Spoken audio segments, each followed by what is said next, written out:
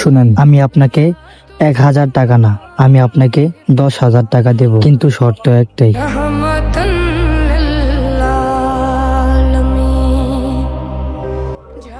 সভাপতি সাহেব, এদিকে আসেন, আপনার সাথে কিছু কথা আছে। সভাপতি সাহেব, আমি এই জায়গার মধ্যে দোকান দিছি। দোকান দিয়েছেন, ভালো কথা। রিসিট কাটতে আইলে 1,000 টাকা দিয়ে দিবেন। শুনেন, আমি আপনাকে 1,000 টাকা না, আমি আপনাকে 10,000 টাকা দেব, কিন্তু শর্ত একটাই। আমার জিলাপি দোকান বাদে অন্য কোনো জিলাপি দোকান বসতে দিতে পারবেন না।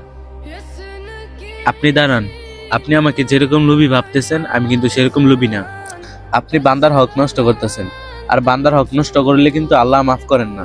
আর আপনি 10,000 টাকার বিনিময়ে একটা দোকান বসাইতেছেন, নিশ্চয়ই আপনি এলাকাবাসীর কাছে বেশি দামে বিক্রি করবেন। আমি চাই না আমার এলাকাবাসী বেশি দামে কিনে খাক। আর এটা কিন্তু এক প্রকার সিন্ডিকেট, এরকম ভুল আর কোন সময় করবেন না। বাংলাদেশে বেশিরভাগ মসজিদে সভাপতিরা সিন্ডিকেট করে। আমি চাই আবিরের মতো ভালো, সৎ, নিষ্ঠাবান সভাপতি প্রতিটা মসজিদেই হোক।